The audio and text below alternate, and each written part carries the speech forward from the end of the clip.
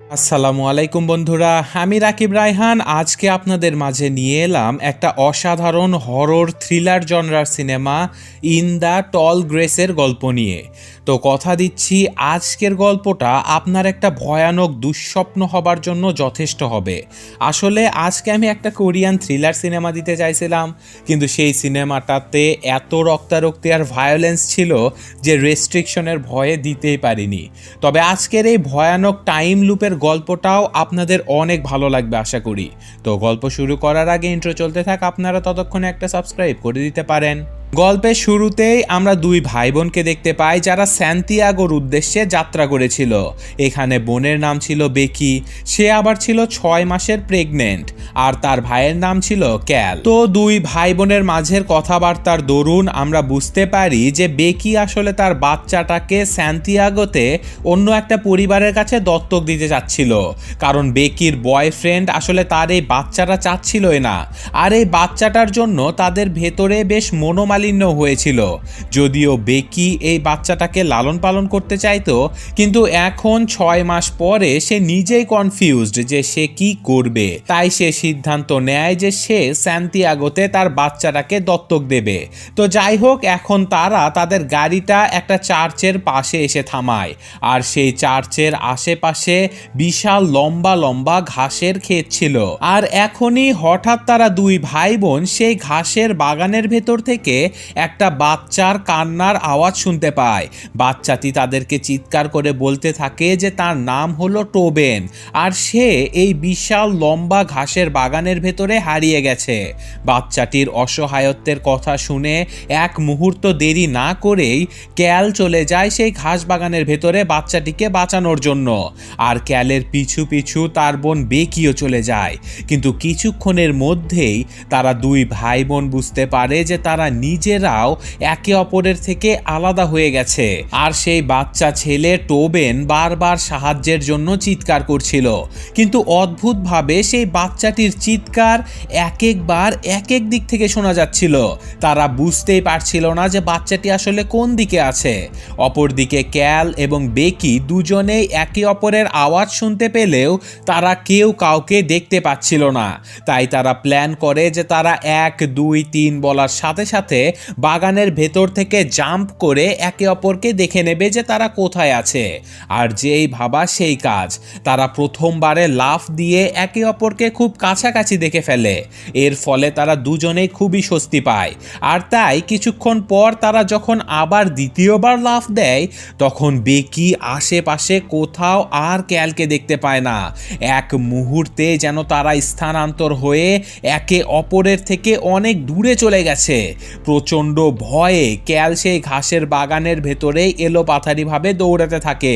আর তখনই দৌড়াতে দৌড়াতে বেকিও সেই ঘাস বাগানের ভেতরে একটা মরা কুকুর পড়ে থাকতে দেখতে পায়। তো যাই হোক, যথাসম্ভব মাথা ঠান্ডা রেখে তারা দুই ভাই বোন একে অপরকে খুঁজতে থাকে, কিন্তু খুঁজতে খুঁজতে ততক্ষণে রাত হয়ে গিয়েছিল। তবুও তারা একে অপরের দেখাই পাচ্ছিল না। তো আজকে রাতের বেলা আবার এই ঘাস বাগানের ভেতরে বেকির সাথে রস নামের একজন মানুষের দেখা হয়ে যায়। রস বেকিকে বলে যে সে হলো টোবেনের বাবা, আর সে নিজেও এই ঘাসের ভেতরে তার পরিবারকে খুঁজে বেড়াচ্ছে। এই ঘাসের ভেতরে টোবেন এবং টোবেনের মাও হারিয়ে গেছে। এখন রস এবং বেকি দুজনে একসাথে মিলে তাদের পরিবারকে খুঁজতে থাকে, কিন্তু কিছুক্ষণ পরে তারা দুজন আবার একে অপরের থেকে বিচ্ছিন্ন হয়ে যায়। অপরদিকে এতক্ষণে ক্যালের সাথে আবার টোবেন নামে সেই বাচ্চা ছেলেটির দেখা হয়ে গিয়েছিল। টোবেনকে দেখে খুবই অদ্ভুত মনে হচ্ছিল। এরই সাথে সাথে টোবেন অনেক অদ্ভুত কথাবার্তাও বলছিল।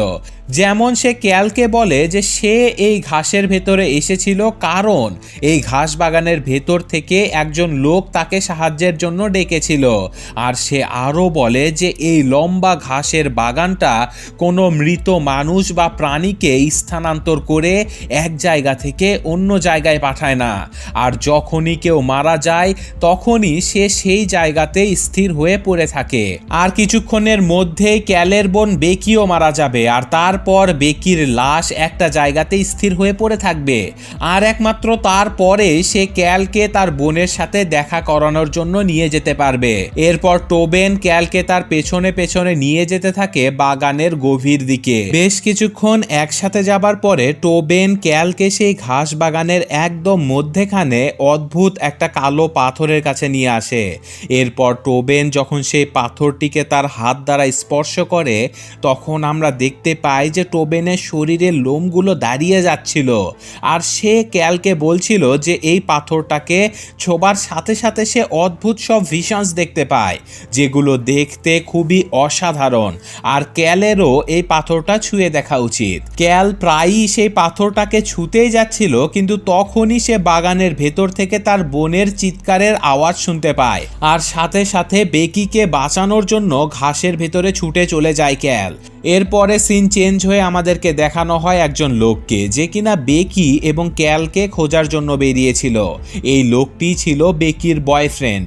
আর সে বেকিকে খুঁজতে খুঁজতে ঠিক সেই চার্চের সামনে চলে আসে, যেখানে বাকিরাও তাদের গাড়ি থামিয়ে এই অদ্ভুত ঘাস বাগানের ভেতরে আটকা পড়ে গেছিল। সেখানে বেকির বয়ফ্রেন্ডও বেকির কার পার্কিং অবস্থায় পড়ে থাকতে দেখে। সে দেখতে পায় তাদের গাড়ির উপরে প্রচণ্ড ধুলাবালি জমেছিল, যেন অনেক দিন হয়ে গেল সেই গাড়িটা সেখানেই পড়ে আছে। তো যাই হোক, এখন কৌতূহল বশত বেকির বয়ফ্রেন্ড সেই ঘাস বাগানের ভেতরে বেকিকে খুঁজতে চলে যায়। কিন্তু সে বুদ্ধিমানের মতো বাগানের ভেতরে ঢোকার সাথে সাথে বাগানের ঘাসগুলোকে মুড়িয়ে দিচ্ছিল, যাতে সে ফেরার সময় রাস্তা হারিয়ে না ফেলে। কিন্তু অদ্ভুতভাবে এই ঘাসগুলো নিজে থেকেই নিজেদের মুড়ে যাওয়াটাকে সোজা করে নিচ্ছিল। এমনকি মাথার উপরে থাকা সূর্যটাও তার অবস্থান পরিবর্তন করে এই বাগানের ভেতরে থাকা লোকগুলোকে বিভিন্নভাবে স্থানান্তর করে এখানেই আটকে দেয়। আর কিছুক্ষণের মধ্যে বেকির বয়ফ্রেন্ডও বুঝতে পারে যে সে এই বাগানের ভেতরে হারিয়ে গেছে। আর সেদিন রাতেই বেকির বয়ফ্রেন্ডের সাথে টোবেনের দেখা হয়ে যায়। আর অ্যাজ ইউজুয়াল অদ্ভুত সব কথাবার্তা বলছিল টোবেন, কিন্তু অদ্ভুতভাবে টোবেন বেকির বয়ফ্রেন্ডকে আগে থেকে চিনত। আর এখন সে বেকির বয়ফ্রেন্ডকে বেকির মৃতদেহের কাছে নিয়ে যায়, কারণ ততক্ষণে বেকি সেখানে মারা গিয়েছিল। বেকিকে মৃত পড়ে থাকতে দেখে তার বয়ফ্রেন্ড প্রচুর কান্না করতে থাকে, কিন্তু ততক্ষণে সেখান থেকে আবার টোবেন গায়েব হয়ে গিয়েছিল। পরদিন সকালে বেকির বয়ফ্রেন্ড ট্রেভিস ঘাসের বাগানের ভেতরে সাহায্যের জন্য চিৎকার করতে থাকে। চিৎকার করতে করতে ট্রেভিস টোবেনের আওয়াজ শুনতে পায়। আসলে টোবেন তখন তার বাবা মা আর তার কুকুরটাকে নিয়ে তখনও ঘাস বাগানের বাহিরে সেই রাস্তাতে অবস্থান করছিল। আর এখানেই বাগানের ভেতরে ট্রেভিসের সাহায্যের জন্য চিৎকারের আওয়াজ শুনে একে একে তারা পুরো পরিবার এই ঘাস বাগানের ভেতরে ঢুকে পড়ে। আর অ্যাজ অবভিয়াস তারা সবাই সে ঘাস বাগানের ভেতরে আটকা পড়ে যায়।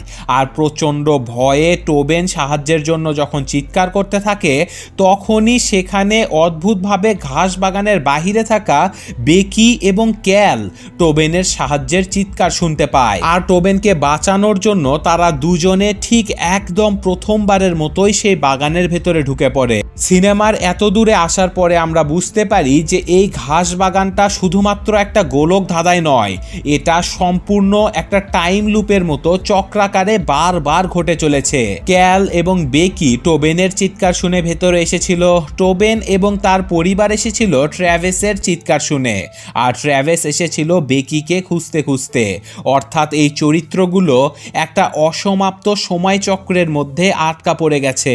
আর এই ঘাস বাগানের ভেতরে কে সবার প্রথমে এসেছে আর কে সবার শেষে, এটা বোঝার কোনো উপায় নেই। অনেকটা মুরগি আগে নাকি ডিম আগে, এই কথাটার মতো। তো এত দূর অবধি বুঝতে যদি কোনো অসুবিধা আপনাদের হয়েও থাকে তাহলেও সমস্যা নাই, আমি গল্পের শেষে আলাদাভাবে এই পুরো ব্যাপারটাকে ভালোভাবে বুঝিয়ে দেব। যাই হোক, এতক্ষণে ট্রেভিস, বেকি, ক্যাল এবং টোবেন একে অপরের চিৎকার করে কথা শুনতে পাচ্ছিল। এখানে টোবেন চিৎকার করে বলছিল যে তার কুকুরটা সেখানে সেখানেই মরে পড়ে আছে। আর এই কথা শুনে ট্রেভিসের মনে পড়ে যায় যে এই লম্বা ঘাসগুলো মৃত কোনো প্রাণীকে স্থানান্তর করে না। আর তাই ট্রেভিস একটা প্ল্যান করে, সে টোবেনকে তার মৃত কুকুরটির কাছে দাঁড়িয়ে থেকে বারবার চিৎকার করতে বলে। আর তারা বাকি সবাই প্ল্যান করে, তারা সবাই একসাথে টোবেনের আওয়াজ ফলো করে সেদিকে যেতে থাকবে, কারণ টোবেন যেহেতু মৃত কুকুরের কাছে আছে তাই সে স্থানান্তরিত হবে না। আর এখন তারা এই প্ল্যান মোতাবেক কাজ করে। আর হ্যাঁ, ট্রেভিসের এই প্ল্যান সাকসেসফুল হয়, তারা সবাই টোবেনের কাছে গিয়ে একত্রিত হতেও পারে। এখানে বেকি এবং ক্যাল দুজনেই অনেক কনফিউজ ছিল যে ট্রেভিস কিভাবে তাদের আগে এই ঘাসের ভেতরে চলে আসলো। আর ট্রেভিস তাদেরকে বলে যে আমি তোমাদের আগে নয়, তোমাদের গায়েব হয়ে যাবার 2 মাস পরে তোমাদের খুঁজতে খুঁজতে এই বাগানের ভেতরে এসে পড়েছি। অর্থাৎ এই জায়গাটায় এই ঘটনাগুলো টাইম লোপের মতো শুধু চক্রাকারেই ঘুরছে না, এই জায়গাটা সময়কেও পরিবর্তন করে দিচ্ছে। ট্রেভিস টোবেনকে এখন ঘাড়ে বসিয়ে একটা বিল্ডিং এর দিকে যাত্রা শুরু করে দেয়, যাতে তারা সবাই একসাথে এই ভয়ঙ্কর ঘাস বাগানের ভেতর থেকে বেরিয়ে যেতে পারে। কিন্তু কিছু দূর যাবার পরে বেকির ফোনে একটা কল আসে। বেকি সেই কলটা রিসিভ করতেই ফোনের অপর পাশ থেকে একজন মেয়ে বলে যে ক্যাল যেন কখনোই ট্রেভিসকে আঘাত না করে, যদি এমনটা করে তাহলে এই লুপ বারবার ঘটতেই থাকবে। অদ্ভুতভাবে সেই কলে থাকা মেয়েটির কণ্ঠ ছিল একদম বেকির মতোই। তো যাই হোক, তারা সেই কলটিকে ইগনোর করে আবার পথ চলতে থাকে। কিন্তু কিছু দূর যাবার পরে বেকি অজ্ঞান হয়ে যায়। আর বেকি স্বপ্নে দেখতে থাকে যে তার পেটের বাচ্চাকে বিভিন্নভাবে সেই ঘাসগুলো জড়িয়ে পেঁচিয়ে ধরে একটা লুপে আটকে দিচ্ছে। এমন সময় হঠাৎই সেখানে টোবেনের বাবা রস চলে আসে। আর সে যে কোনোভাবেই হোক বেকির জ্ঞান ফিরিয়ে নিয়ে আসে। আর রস সবাইকে বলে যে এই ঘাস বাগান থেকে বেরোনোর রাস্তাটা সে জানে। ট্রেভিস তাকে এটাও বলে যে আমরা একটা বিল্ডিং এর দিকে এগোচ্ছিলাম এই ঘাস বাগান থেকে বেরোনোর জন্য, কিন্তু অদ্ভুতভাবে তারা যখন আবার বিল্ডিংটাকে দেখার চেষ্টা করে তখন সেই বিল্ডিংটাই তার জায়গা থেকে গায়েব হয়ে গিয়েছিল। এখন আর কোনো উপায়ন্ত না পেয়ে তারা সবাই এখন রসের পেছনে পেছনে যেতে থাকে। কিন্তু রস তাদেরকে বাগান থেকে বাহিরে না নিয়ে গিয়ে বরং তাদের সবাইকে বাগানের মধ্যখানে সেই অদ্ভুতুরে কালো পাথরটার কাছে নিয়ে চলে আসে। এখানে এসে রস সেই পাথরটাকে স্পর্শ করার কিছুক্ষণ পরেই অদ্ভুত আচরণ করতে শুরু করে। সে তাদের সবাইকে এই পাথরটাকে স্পর্শ করতে বলে। সে আরও বলে যে এই পাথরটা গ্রিক গড ক্লসিয়াসের পূর্ব থেকেই এই জায়গাতে আছে, হাজার হাজার বছর ধরে। এটা ছোঁয়ার সাথে সাথে তারা সবাই অনেক কিছুই জানতে পারবে যা তারা কোনো দিনও জানতে পারতো না। ততক্ষণে চারিদিক থেকে অদ্ভুত সব ভয়ঙ্কর আওয়াজ আসতে শুরু হয়েছিল। তারা সবাই সেই পাথরটাকে ছুঁতেই যাবে, কিন্তু তখনই টোবেনের মা ন্যাটলি সেখানে চলে আসে। ন্যাটলি সেখানে অবাক হয়ে বলে যে সে বেকির মৃতদেহ বাগানের ভেতরে পড়ে থাকতে দেখেছে, অথচ বেকি তখনও সেখানে জীবিত দাঁড়িয়েছিল। ন্যাটলি সবাইকে রসের উপরে বিশ্বাস করতে নিষেধ করে। আর এই কথা শুনে প্রচণ্ড রেগে যায় রস, কিন্তু সেখানে থাকা সবাই ন্যাটলির কথা বিশ্বাস করে নিজেদের রাস্তা নিজেরাই খুঁজে নিতে চায়। আর এই সব কিছু দেখে প্রচণ্ড রেগে গিয়ে রস তাদের সবার উপরে অতর্কিতে হামলা করে দেয়। আর এই হামলার দরুন ট্রেভিসের হাত ভেঙে যায়। আর এরপর রস তার স্ত্রীর মাথা 2 হাত দিয়ে চেপে ভেঙে সেখানেই ন্যাটলিকে মেরে ফেলে। আর এই সব কিছু দেখে প্রচণ্ড ভয়ে ক্যাল, ট্রেভিস, টোবেন এবং বেকি সবাই দৌড়ে এসে একটা বিল্ডিং এর ভেতরে চলে আসে। আর এখানে তারা একে অপরকে দোষারোপ করতে থাকে এই বাগানের ভেতরে ফেসে যাবার কারণে। কিন্তু রস তখনও তাদের পিছু করছিল, তাই তারা বাঁচার জন্য সেই বিল্ডিং এর ছাদে চলে যায়। তারা সেখান থেকে বের হবার জন্য রাস্তা খুঁজতে থাকে। আর তখনই বিল্ডিং এর নিচে তারা টোবেনের কুকুরটাকে দেখতে পায়। আর সেই কুকুরটা অদ্ভুত এক রকমের গর্তের আকৃতির কিছু একটার কাছে গিয়ে গায়েব হয়ে যায়। আর মুহূর্তের মধ্যে সেই কুকুরটা পৌঁছে যায় রাস্তার উপরে। আর তারা বুঝে যায় যে এই গর্তটাই হয়তো এই ঘাস বাগান থেকে বেরোনোর একটা মাত্র রাস্তা। কিন্তু তারা সেখান থেকে বেরোনোর প্ল্যান করার আগেই ক্যাল কিছু অদ্ভুত আওয়াজ শুনতে পায়। আর সে সেখানে থাকা ট্রেভিসকে বিল্ডিং এর ছাদ থেকে নিচে ফেলে দেয়। আর ঠিক সেই সময়ই রস সেখানে অবধি পৌঁছে যায়। কিন্তু ততক্ষণে ক্যাল বেকি এবং টোবেনকে সাথে করে নিয়ে সেখান থেকে পালিয়ে যায়। কিন্তু এতক্ষণে বেকি বুঝে গিয়েছিল যে ক্যাল আসলে ট্রেভিসকে আঘাত করেছে। ক্যাল আসলে কখনোই ট্রেভিসকে তার বোনের বয়ফ্রেন্ড হিসেবে পছন্দই করতো না, আর এই জন্য বেকি ক্যালের উপরে রাগ করে একাই চলে যায় সেই ঘাস বাগান থেকে বেরোনোর জন্য। অপরদিকে সেখানে থাকা ক্যালের উপরে এতক্ষণে হামলা করে দিয়েছিল রস, আর সেই হামলার স্থানে আমরা ক্যালের অনেকগুলো মৃতদেহ পড়ে থাকতে দেখি। অর্থাৎ এই টাইম লুপের মধ্যে এই জায়গাতেই বারবার ক্যালের মৃত্যু হয়েছিল রসের হাতে। অপরদিকে এতক্ষণে ট্রেভিসের জ্ঞান ফিরে এসেছিল, আর সে চিৎকার করে বাগানের ভেতরে হারিয়ে যাওয়া বেকির সাথে কথা বলতে থাকে। আর তাদের কথাবার্তার দরুন আমরা বুঝতে পারি যে বেকি তার পেটের বাচ্চাটাকে এখন আর কাউকেই দিতে চায় না। সে তার বাচ্চাটাকে লালন পালন করতে চায়, তবে যদি সে এ যাত্রায় বেঁচে যায় তাহলে। কিন্তু ততক্ষণে বেকির উপরে রস হামলা করে দিয়েছিল। ট্রেভিস চাইলেও বেকিকে বাঁচাতে পারছিল না, কিন্তু বেকি যেভাবেই হোক তার হাতে থাকা একটা কেচি রসের চোখের ভেতরে ঢুকিয়ে দিয়ে সেখান থেকে পালিয়ে যেতে থাকে।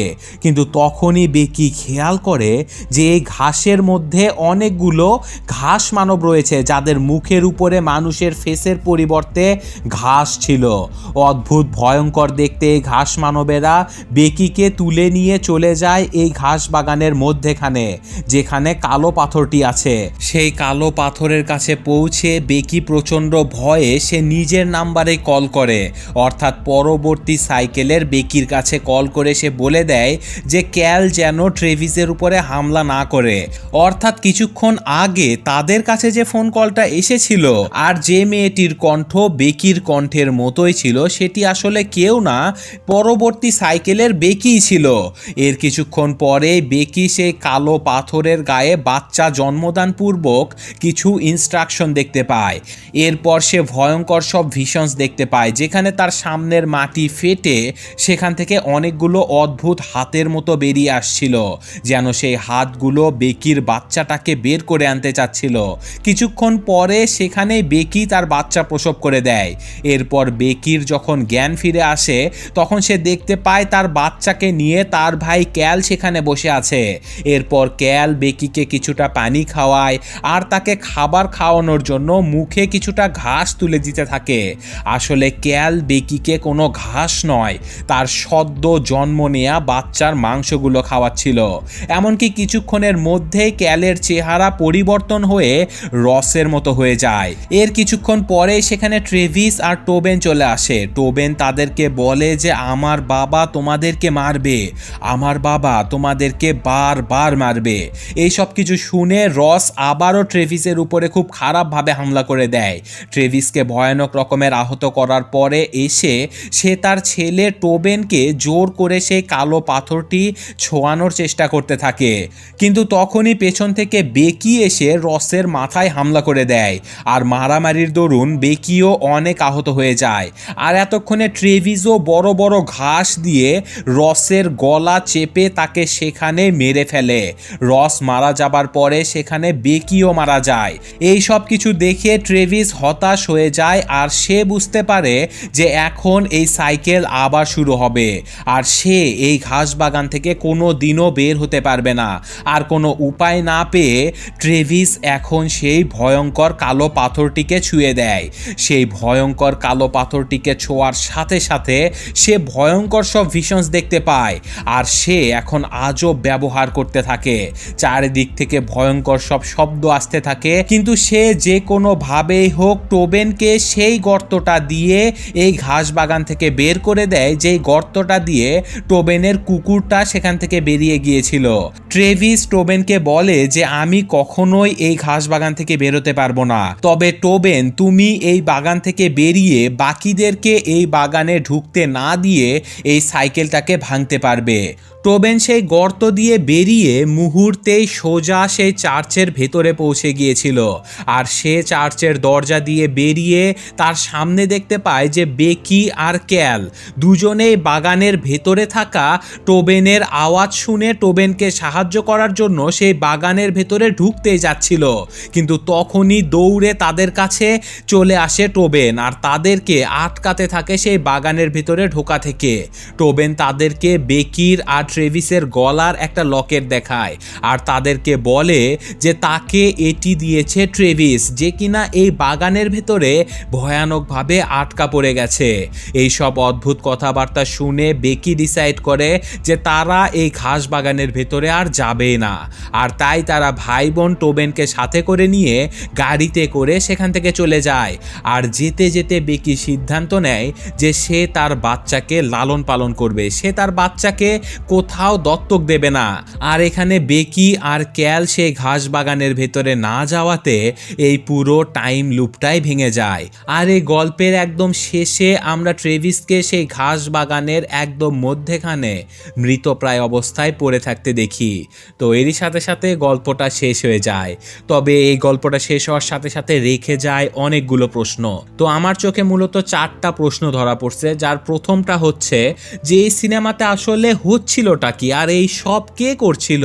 আর দ্বিতীয় প্রশ্নটা হলো যে ঘাস বাগানের ভেতরে সেই ঘাস মানবগুলো আসলে কারা ছিল। আর তৃতীয় প্রশ্নটা হলো যে এই ঘাস বাগানের সামনে যে চার্চটা ছিল সেটা আসলে কেন ছিল, আর সেই চার্চটা কি কোনোভাবে এইসব ঘটনার পেছনে দায়ী থাকতে পারে। আর চতুর্থ প্রশ্নটা হচ্ছে ট্রেভিস সেই ঘাস বাগান থেকে টোবেনকে বের করে দিলেও সে রাস্তা জানা সত্ত্বেও নিজে কেন বেরোলো না, আর ট্রেভিস কি মারা গেছে নাকি সে বেঁচে আছে। আপাতত এই 4টা মেইন কনফিউজিং প্রশ্নই মনে হয়েছে আমার কাছে। তো এই গল্পটা আসলে 2012 সালে স্টিফেন কিং এবং জো হিল নামের দুজন লেখকের লেখা ইন দ্য টল গ্রেস উপন্যাসের উপরে ভিত্তি করে তৈরি করা। তো এই প্রশ্নগুলোর উত্তর দিতে গেলে আসলে ভিডিওটা অনেক লম্বা হয়ে যাবে। আমি ইনশাল্লাহ আগামীকাল উপন্যাস এবং ইন্টারনেট ঘাটাঘাটি করে এই 4টা প্রশ্নের স্যাটিসফ্যাক্টরি কয়েকটা উত্তর খুঁজে নিয়ে আরও একটা ছোট ভিডিও নিয়ে হাজির হব আপনাদের মাঝে। তো আজকের মতো আমি বিদায় নিচ্ছি। আল্লাহ হাফেজ।